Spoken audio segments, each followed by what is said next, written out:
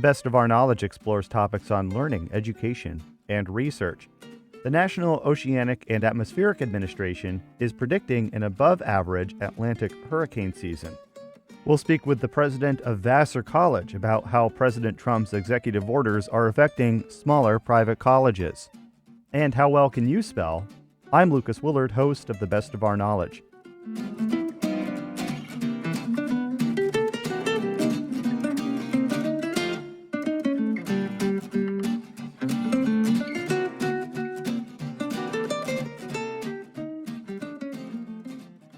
This is The Best of Our Knowledge. I'm Lucas Willard.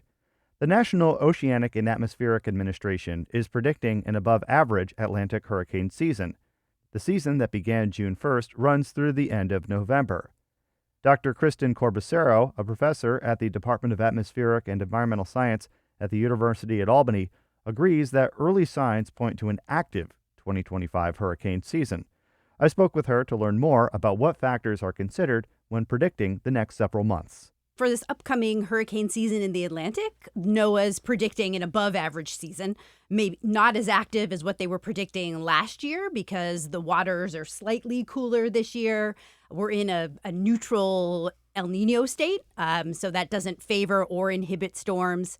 But given we're in a warming climate, going above the long-term average is always a sort of a smart bet if they're forecasting for the season. Now, does this follow recent trends as well, having an above average ocean temperature and air temperature for the year? It does. So the waters aren't quite as warm as they were last season when we were going into last season when they were predicting a hyperactive season, but they are warmer than the long-term sort of average over the last 20 or 30 years.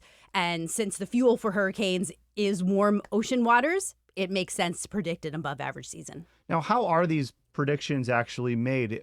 Besides temperature, what actually goes into the formula that leads to the prediction? Right. So there's a lot of different things that go into it. One of them is the ocean state, and not just the ocean state in the Atlantic, but also in the Pacific Ocean. So the El Nino Southern Oscillation that we hear about from time to time does play a role in governing how many hurricanes happen around the globe. And in the Atlantic, we don't want because you don't want a lot of storms, but for more hurricanes, it generally is in a La Nina state, which is colder in the Pacific. But this year, there isn't really warm or cold water there.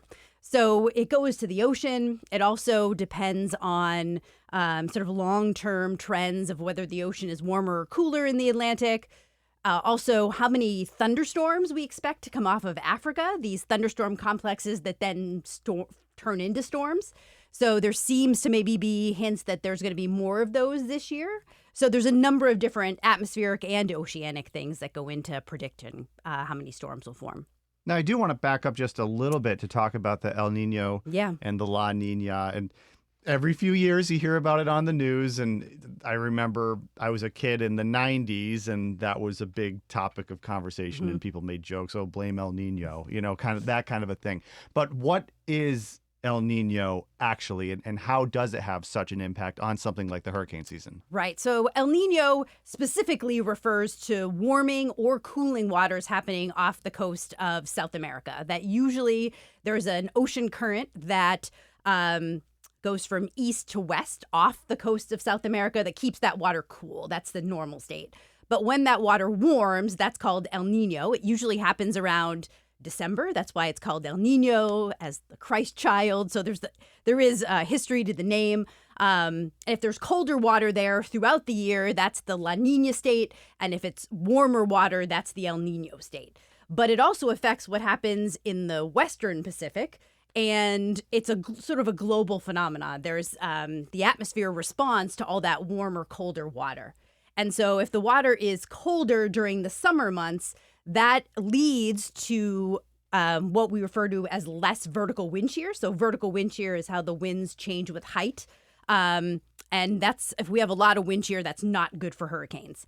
And so if we have colder waters off the coast of South America, that generally leads to more hurricanes in the Atlantic Ocean. But this year, the waters are neither warm nor cold, so it's neither good or bad in terms of that particular factor. But because, now going back to how we started this conversation, because things are trending warmer, even with a neutral El Nino state, we're still predicting an active hurricane season. Right, because over the Atlantic Ocean itself, the waters are generally warmer than the long-term, say, 20 or 30-year average. Now, last year, especially in the southeastern United States, there were some very destructive hurricanes, ones that lingered for a long time, that traveled up through into Appalachia, which is rather unusual, I guess, for somebody who's been paying attention to this for the last few decades. But because of the predictions that NOAA has come up with for the Atlantic hurricane season this year,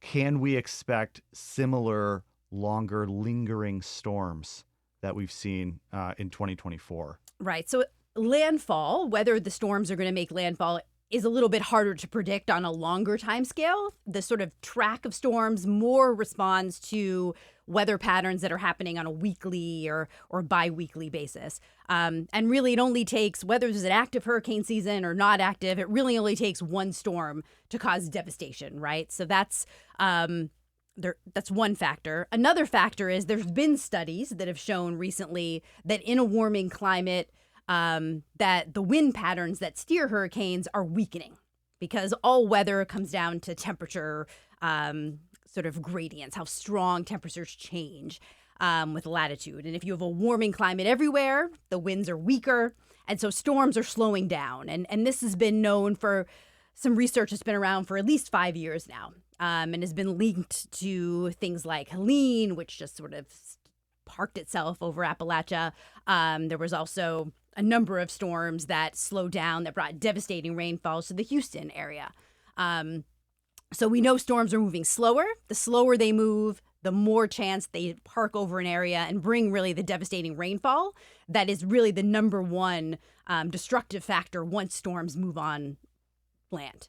So it almost seems like because of wind, and the wind has the power to snuff out a hurricane almost. Can I think of it that way? Yeah, so in terms of wind shear, how the winds change with height, that can snuff out a hurricane even if it's over the waters. But if we are moving, if there's less wind, storms might slow down and just stay in one area. Now, I wanted to ask about, there's a lot of cuts in government right now, and organizations like NOAA are affected. Is the ability to predict storms impacted in any way? I think it's going to be a really interesting season to see. That we're very fortunate that the National Hurricane Center, which is part of NOAA and the National Weather Service, is nearly fully staffed. So in terms of the people, the hurricane specialists that are on duty doing the forecasting, they have a nearly fully staffed office. But a number of weather services offices along the Gulf Coast are not fully staffed. That the Houston office specifically made a lot of headlines recently for not having a fully staffed office because of people who retired and sort of took the retirement packages that were offered. The Weather Service has offered, people can now move, that they had, they opened it up so people from other offices could move into offices that were deemed sort of really low staffing. But I think it is a concern that those Weather Service offices take over when a hurricane comes on landfall. Predicting that heavy rainfall we talked about really falls to the Weather Service offices. So that, I think, is a concern. We use a lot of models, weather models, to forecast hurricanes. The configuration of the model every year is set pretty early, so that's probably set for this year. But thinking about future improvements of our models, that might be in jeopardy because of low staffing. So I think it is a concern going into this season. We also know that there'll probably be fewer hurricane flights by our NOAA partners that fly into hurricanes and gather data. There'll likely be fewer of those this year. So I think it'll be really interesting to see how this plays out. But I think everyone is concerned about some of the factors you mentioned. So now, just to go back to the hurricanes in the upcoming season, does it entertain you in a way to keep track of things and see how they match up with the predictions? What will you be looking for as the year goes on? Yeah, a lot of my work focuses on hurricane structure and how that leads to intensity change. And so the flights that I mentioned into hurricanes really form a basis of a lot of work that I do. And so that's what I look at. I think that always sort of seeing if the predictions match up and then why if they didn't. It's always a question that happens during the season. Last year we had a storm early and then a big lull and then a lot of activity at the end of the season. So that was a really interesting factor. It's always interesting to see how the season plays out and what storms form, where they track, what kind of the atmosphere is always doing interesting things and changing. So tracking those things in real time is a big part of what I do during the summer. Whether it's an active season or an interactive, it only takes really one storm to cause devastation. So people staying aware of forecasts, even up in Albany, we know that storms or the remnants can make it up here. So it's always good to be aware. Well, thank you so much for taking the time. I appreciate it. Thank you. Dr. Kristen Corbacero is a professor at the Department of Atmospheric and Environmental Science at the University at Albany. This is The Best of Our Knowledge. I'm Lucas Willard.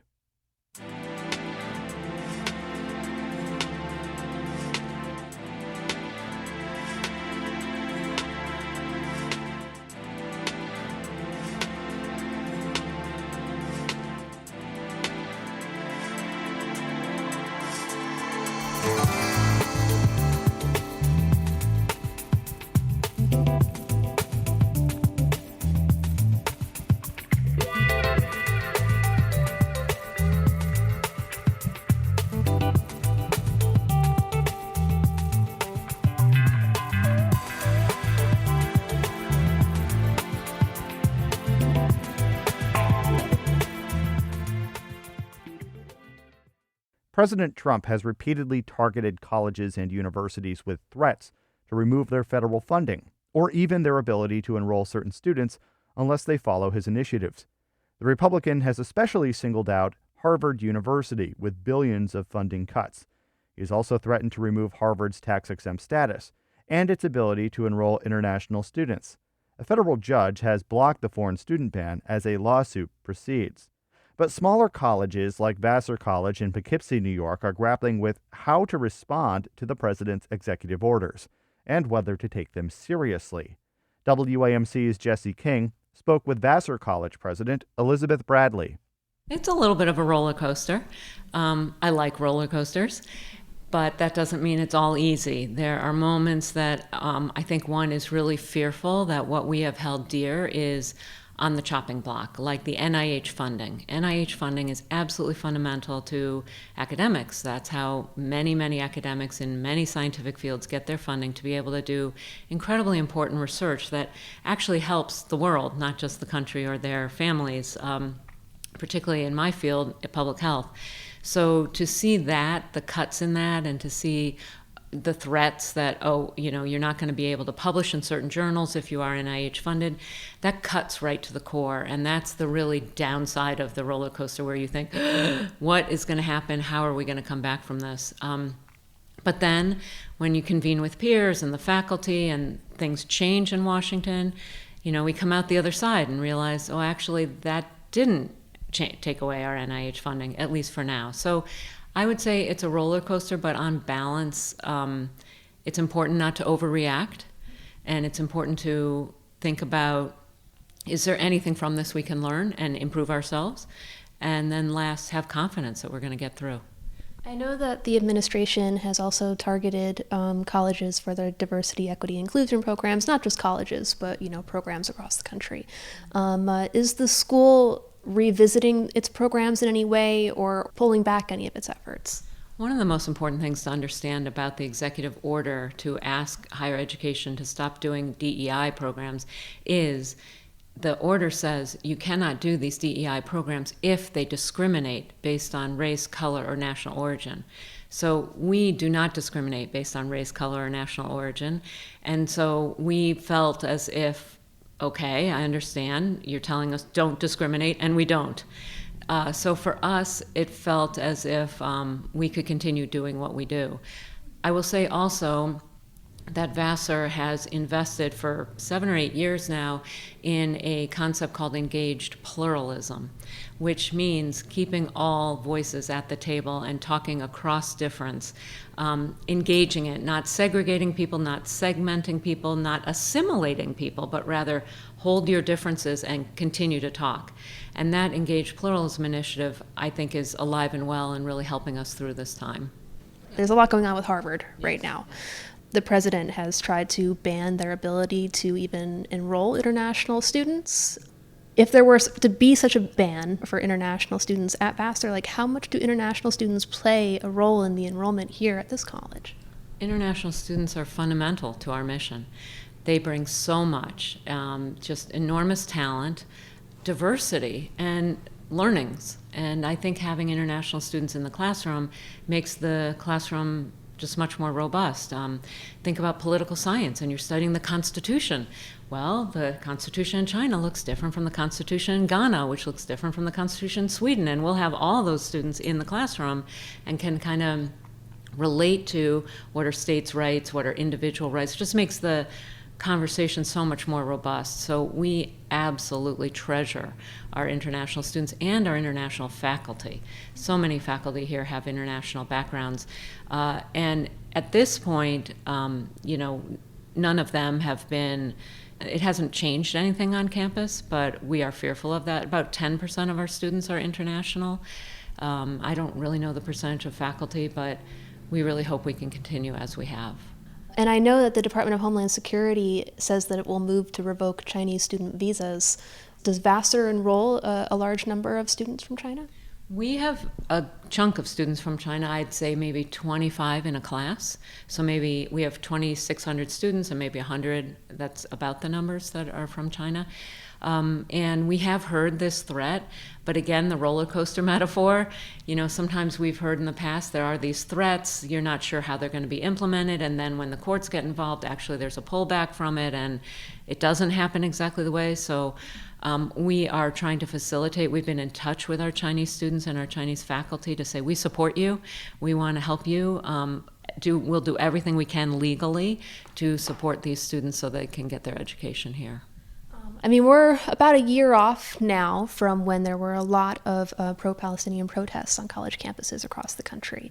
That has also been a reasoning for why the Trump administration is targeting some colleges, is for their response to that. What has Vassar learned from its own protests on campus? We have had protests. They've been peaceful protests. And I think what we've learned is how important it is to really have good relationships on campus before there are protests. 1, and 2, that you have really good policy frameworks around protests so everybody understands the bounds of protest. We have very strong understanding, I think, at all levels of the institution. You cannot, incite violence, you cannot undertake discriminatory harassment, and you cannot disrupt the educational function so that someone else can't hear a speaker or can't see a speaker. Given that, we've had protests all around that, and people are quite clever in the way they protest. They might stand up and turn their backs, or they might come at graduation and hand me a note at graduation that says something that they believe in. These are all peaceful ways to express, and I think we should all be thanking them for being able to express themselves peaceably, and also thanking the many, many administrators and faculty and students themselves that contain protests from becoming dangerous. And I've been so impressed that our students have been able to do this on this campus. Looking at next year, how does enrollment look for the class of 2029? I think we're already there. It looks great. I was so happy that even though there's so much in the news about higher education and fears about higher education, we look like we have a full class and are ready to go. Can't wait. What would you like to see colleges do during this time? I do think it's very important for all of us to do some self-reflection. We have the summer. It's the time to, as administrators but also faculty, really think, what is the message from the public and how are we aligning with what the public needs? I mean, after all, higher education is a public good, and we should be figuring out what it is America wants from its higher education field and trying our best to deliver that. So that self-reflection feels very, very important. I think also it's a time to collaborate with each other to talk about what are the best practices, what have you been able to do that actually allows the classrooms to be open and have all kinds of voices talking. How do you keep the peace on campus? How do you figure out how to finance higher education in a way that we can keeping our doors open for all levels of income? And I think understanding best practices, it's an important time for us to study the industry. And I guess the last thing is, I think it's an important time to reinvest in who we are. So we come back in the fall and say, okay, there's some things we need to change. And by the way, there are a lot of things we do right, and we're going to keep doing that. When you say self-reflection, are there specific things that Vassar College is mulling right now? Our self-reflection that we've always done, we have a very strong governance structure. It's like a 50-page document that's our Constitution. And each summer we go through that and say, do we have all the policies we need? Are they clear? Et cetera, et cetera. So that we will do again. In terms of specific things, we respond often to things that have happened where we've thought it hasn't been as clear exactly. So last year we reiterated our poster policy, what you can post on campus, what you can't post on campus, things like that. And I think those are and then we'll also respond to what executive orders come to say, okay, how do our policies look relative to this new executive order? So we'll do some of that. Vassar College President Elizabeth Bradley speaking with WAMC's Jesse King. By way of disclosure, Vassar College is home to WAMC's Hudson Valley News Bureau.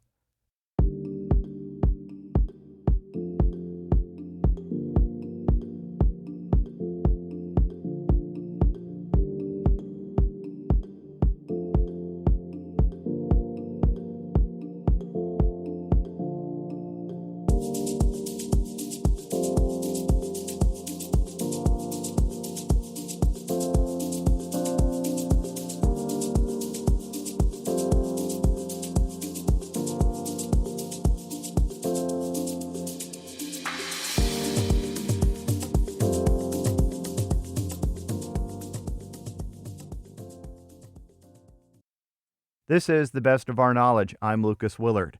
The Scripps National Spelling Bee celebrated its 100th birthday in May.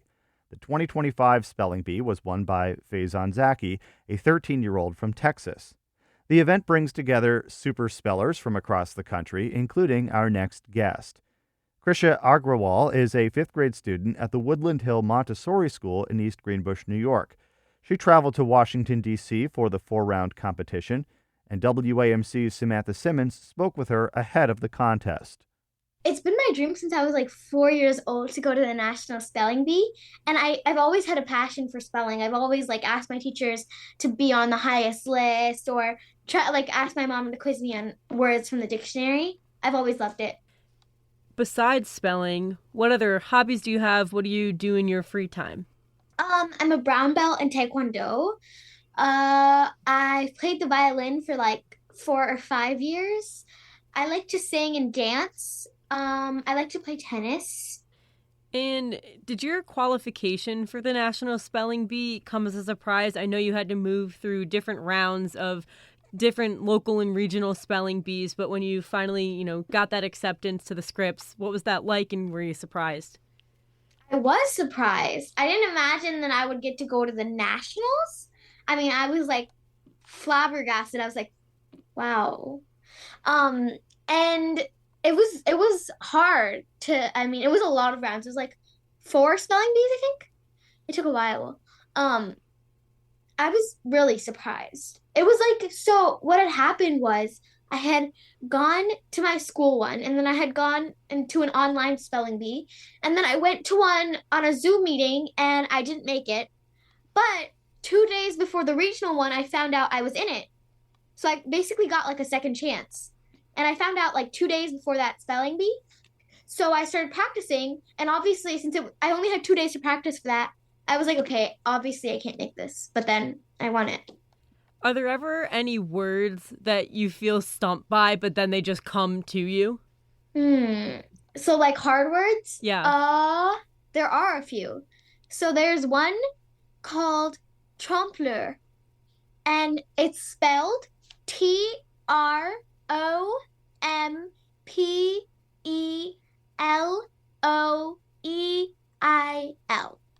There's pneumono ultramicroscopic silicovolcanoconiosis, That's and one.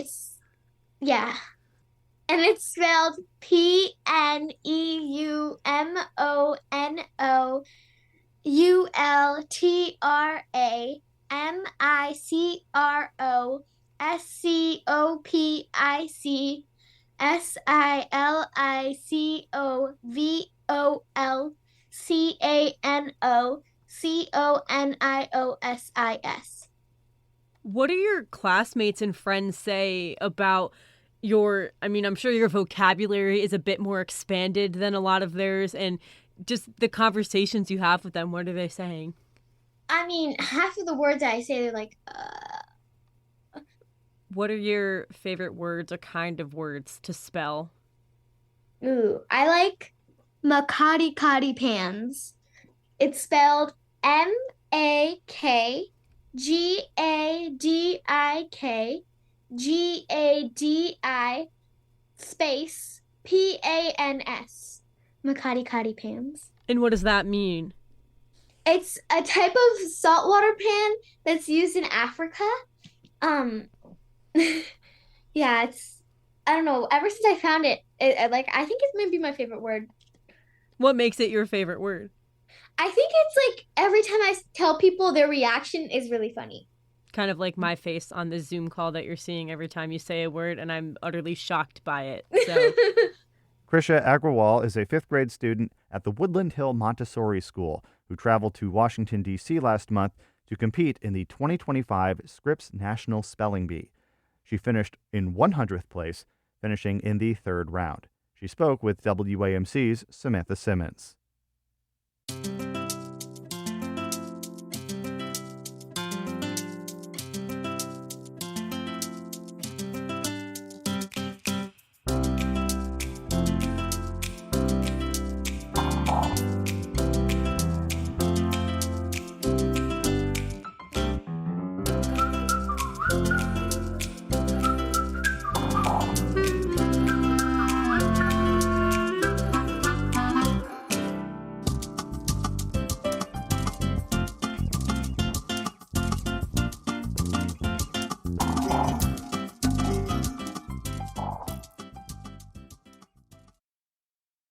If you'd like to tell the best of our knowledge what you think, send us an email at knowledge@wamc.org. You can listen to the best of our knowledge anytime as a podcast, downloadable wherever you get your podcasts.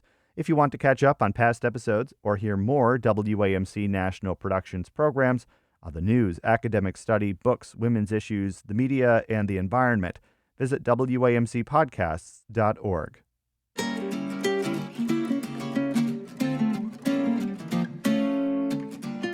This has been The Best of Our Knowledge, episode 1809. The Best of Our Knowledge is a national production of WAMC Northeast Public Radio. Thanks to associate producer Madeline Reynolds, the latest on all National Productions programs is available via the Airwaves newsletter and our flagship station's website, WAMC.org. Until next time, I'm Lucas Willard.